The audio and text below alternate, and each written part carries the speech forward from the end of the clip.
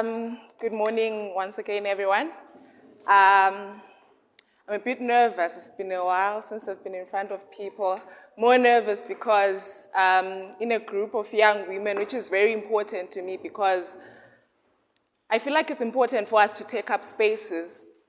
Not take up spaces because you are given a pedestal or given a special appreciation for us to take up spaces. I feel like it's important for us to take up spaces because we demand the spaces, we step into the spaces. Once you step into that space, you perform your best because just because you're a woman, unfortunately, you have to work twice as hard as your male counterpart. So this platform is important to me. I wish it reaches a wider audience, especially of women and men as well, so that they also get to understand the struggles that we face in our day-to-day life. So I'm a media personality. I've worked in the media space for quite a while. Ever since 2019, I've worked with ONVI TV as a presenter, behind the scenes, a production assistant for shows like the Other Events shows. I'm a founder of a charity organization, youth-led, self-funded, caters for vulnerable families, children, and even old people sometimes. But currently, I work as a loan officer at Edgars ClubPlus, which is a subsidiary of Edgars Group. So when I was explaining to someone that I can't quite say I'm a manager because my post says I'm a loan officer, but I actually do manage, more like I'm a regional manager because I manage stores. I manage 3 stores here in Bulawayo, 1 in Zimbabwe, 1 in Wange, and 1 in Victoria Falls. And I feel the need to say how old I am. Hopefully that inspires someone. I recently turned 25. I got to that post, thank you. I got to that post at 24, straight out of university. I am a firm believer in challenging norms. I don't believe anything is impossible. If someone does something or requests for something on my behalf and they come with a negative answer, I always push to present myself and get the negative answer on my own. So I don't like being told it can't be done. I want to try it myself first and see that really it can't be done before I actually give in. I don't like telling other people it can't be done. Even when I know that it can't be done, I give you a little bit of hope because unfortunately, society has given us a lot of rejections. We somehow have to step up, inspire ourselves before we even inspire the next person so that you step up into your own field. In the field of finance, finance is something that I'm passionate about. I'm passionate about money. I'm passionate about making money. I'm passionate about today's youth seeing the importance of money. I feel like that's one thing that we don't respect. We want to secure the bag, but we're not always willing to put in the effort to secure the bag. So that's one of the things that I'm passionate about. I'm passionate about financial intelligence. I'm passionate about financial literacy. I'm passionate about the importance of investment, especially investment when you're still young, because I believe we are a woke generation, so financial wisdom should be something that you're familiar with so that we've become that generation that is able to retire young, travel the world, but at a later stage after you've already built your wealth. So finance is something that I'm passionate about. And when I stepped into the field from my college, my university years, graduated from NAST, I've worked in the banking sector for my attachment here and currently in the microfinance sector. What saddens me is, allow me to share with you a few statistics.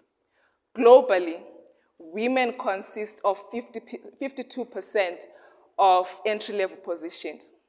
From entry-level positions, women then take up 33% of senior-level management. From the 33%, they go down to 21% at board level. That's globally. This is a research that was done in Hong Kong. Hong Kong is like one of the world's financial sectors. They are leading when it comes to finances, and those are the statistics for women and the leaders that are in those spaces. Now we come down to Africa. Women consist of less than 2% of female chief executive officers. So of all the chief executive officers that we have, Sub-Saharan Africa, Central Africa, Southern, Northern Africa, only less than 2% of those are female. That's problematic to me.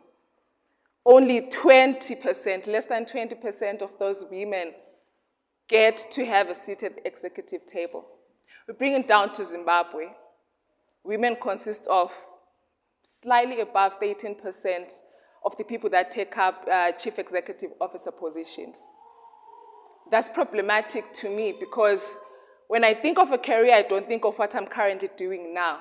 I think of my life in that career. I think of my next step, my next position. When I think of career, I'm thinking of myself. Am I able to fill in the CEO's position in like 5 years, 10 years to come? Because you also have to consider, is the table big enough to accommodate me? Fortunately for myself, I can say I come from an organization where our CEO is a woman, my managing director is a woman, which is a bit of an inspiration to me. But you look around at almost most of the people that are in the executive teams or in the influential positions, they are mostly male. I don't think our major problem are men, because once you tell men that we're going to a women's summit, we are talking about male-dominated workspaces. I think it's just a group of feminists that hate men, that hate what men have achieved for themselves. No, I think our biggest problem is 1, ourselves, 2, society, and 3, other women. Ourselves, because we think we have a limit to what we can reach. Most of us, when we try to pursue our highest potential, we then think, would I be able to make it in that field? Or is it okay for me as a lady? I often hear that I recently bought a car. I was saying I want to upgrade and get a bigger car. Someone told me, just lay low a bit, you won't be able to find a husband because you're scaring them away. That to me is problematic. When I say I want to pursue, I'm so hungry for growth. I am not afraid of any meeting. I don't care who's in the meeting. I make sure that my voice is heard. At work, I'm sure by now my MD even knows there is a Ntombi because I make so much noise. If I'm not happy about something, I just raise up my voice. Fortunately for me, my boss, my immediate boss is a man, and I always say my boss is a cool guy because he's always welcome to new ideas, diversity, and he's always welcoming to new blood. But I'm so hungry for success that I don't like being told no. 1, I don't like being told I can't do it. I don't like telling myself, first of all, that I can't do it because it should be possible for me to do it. And the society should be welcoming for me to do it. Unfortunately, the society that we have now, it's so accustomed to having a man as a leader. It's surprising if you get a woman who's hungry for growth and they're hungry for wealth. It's almost like you're scaring them to a point of they think, is she going to get married? Is she going to be submissive? Trust me, I'm hungry for growth. All women, girl power, but I know also how to be submissive when it comes to giving a man their seat. When we talk of 50-50, we're not saying the man treats me as the man and I treat the man at the same level. That I'm saying, let us be treated equally as human beings. If I have the same qualifications as a male counterpart, if we graduated the same qualification, we have the same experience, I should be able to get an exposure to present myself and present my potential before I'm even deemed to be woman. I don't want a pedestal, I don't want special treatment when I walk into a space because I'm a woman, because most of the times when we get these opportunities, it's strategic. I've analyzed a lot of companies. You know, when you get to see a female leader in a company, don't stop there, don't be impressed there. Go on to find out more of who are the other players in that executive team. Because most of the time it's a strategic move to silence us.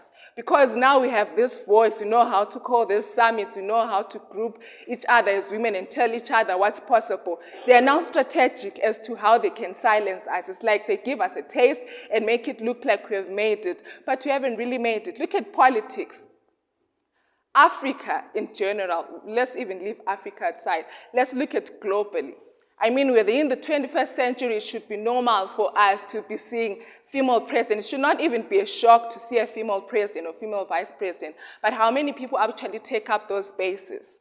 Very few of them. In the finance field, globally, they say most successful financial institutions are actually women-led. Why? Women are risk-averse. We consider each and every decision and every step that we take. When we think money, we're thinking future, we're thinking family, we're thinking generational wealth. Fine, men do think that too. But it's different when it comes to women, because when I step into my office every day, I'm thinking, I want something that is sustainable so that should I have a family of my own, I won't have to depend on whether my husband has a good job or not. I want to also be able to bring something to the table myself, because I want to provide either my son or my daughter a better life experience than I was able to be given by my parents. So women take decisions in a slightly different manner compared to men. So that's a proven statistic. It's not Africa, it's not Zimbabwe, it's globally. But surprisingly, with such a proven statistic that if a woman is in charge, a financial institution succeeds, we still have less than 21% of women taking senior management positions. Again, I blame myself first, because we allow ourselves to be stopped. We allow ourselves to only grow and dream up to a certain point. Mind you, society is already telling you that you're not supposed to scare away your husband or your potential husband by being too successful. So you're bound to be educated only up to a certain level because I'm not married yet. Have you ever told anyone, I remember telling someone that the CEO of Edgars, the whole Edgars Group. Edgars Group has Edgars stores, Jet stores, Carousel, ClubPlus, financial services. The CEO of Edgars Group is a woman. She's not only a woman, she's 30-something years old, which is fascinating. She leads a group of other older men, some in their 50s, 60s, but she's still in charge. I remember telling someone that my CEO is a woman. The first question that they asked me was, is she married? I said, actually, she is married. And they said, wow, at least. That's problematic to me, because my measure of success should not also be linked to whether I found a soulmate or not, because those are two completely different things. See, my success I can actually control by pushing myself, which is why I'm saying I blame myself first, because you limit yourself. When you think of the things that that are possible for you, you think up to a certain point. When you think of education, you're thinking, let me do undergrad and maybe master's. Let me wait a bit, get married, have a family, and then I'll pursue a PhD and a doctorate afterwards. When you're thinking of your career path, in my case, from a loan officer, you then go to supervisor, manager, which is more like almost like on a regional scale. Deep down, there's also a fear that's saying, okay, I pursue, I push. Trust me, when I'm in my workspace, I push, like, I forget that most of the people that I work with are mostly older than me. I'm probably the youngest in my team, but I still push either way.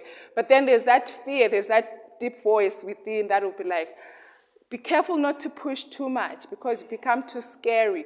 You become, most of the time when people approach me, they say I'm intimidating.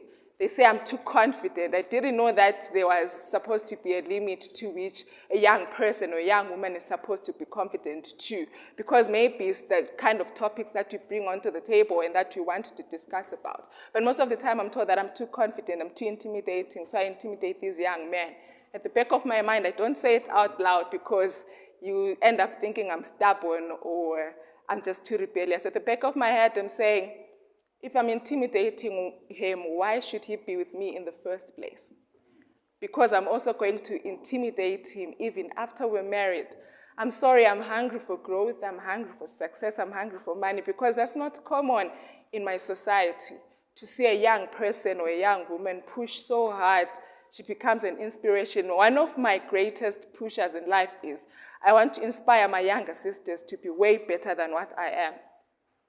I inspired one to have a voice. At high school, I used to do debate and public speaking. I was proud to see her standing on provincial, national, international platforms. I was like, okay, I've ticked one box. What I want for them to do is I want them to have a certain level of freedom. One thing that my mother taught me before she passed on is, as a woman, you need to have your own backup plan. I don't care if you marry the richest man in town or in the country, have your own backup plan. I want you to have your own certificate and your own profession and your own experience. Should he change his mind the following day and leave you, because we are all human, we're going to realize our own errors, or he's going to see something better than me, have a fallback plan. We can't all just be sad black sisters that are just bitter, because that's how we are known to be. We're just bitter young women, especially if we group each other, if we group ourselves like this. We're known to be bitter because the assumption is we are mad at men for taking up spaces. But the truth is, I'm mad at other young women that don't want to take up those spaces. Is the seat available at the table? Most of the time, no, but sometimes it actually is. Are you grabbing that seat at the table? I don't think so. So society has built us to think that it's better when a man is in charge. That's why sometimes I frown upon other women.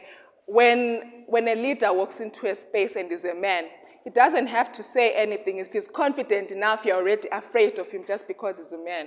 When a woman walks into a space and they are confident, your first assumption is they are full of themselves. They are too bossy, they are too arrogant, they have too much attitude. If I give you an instruction, or in my case, I deal with a lot of delegation from day to day. Sometimes you have to measure yourself as to the aggression with which you deliver things because they end up thinking, it's a woman, they're dealing with a lot of emotions. If I'm too mad because targets are mad, it's mostly confused to be emotions, or it's a woman trying to prove themselves. That should not be normal. Society should not be accepting of a man first before it accepts of a woman. I don't think our biggest problem, our biggest challenge is a man. A man is already comfortable where they are because that has been already handed to them. The biggest problem is us. Unfortunately, it's our mothers because they did not make it normal for us to take up spaces and feel comfortable in them. Because we're not supposed to get too comfortable, we get too quirky, and we are uncontrollable. I think our biggest struggle that you need to first achieve, inspire yourself first, inspire the lady that's sitting next to you, inspire an entire generation to take up spaces. Don't wait for the table to be presented before you. Step up into that table. Don't limit yourself. Don't give yourself limitations. Nothing is impossible as long as you push for it. I think what I want us to take home today is not just about finance, not just about the economic, financial field, but let your take home on a daily basis be to inspire someone who's younger than you, at least a younger girl, or even your peers, to take up a space, own it, and deliver. Remember, you're not being given special treatment, but deliver, so that when they question it, they have nothing to question about your performance or your integrity. Thank you.